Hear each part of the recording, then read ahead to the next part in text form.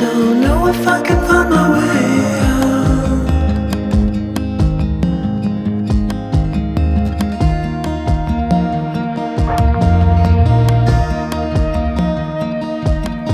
I'm stuck in a prison of doubt.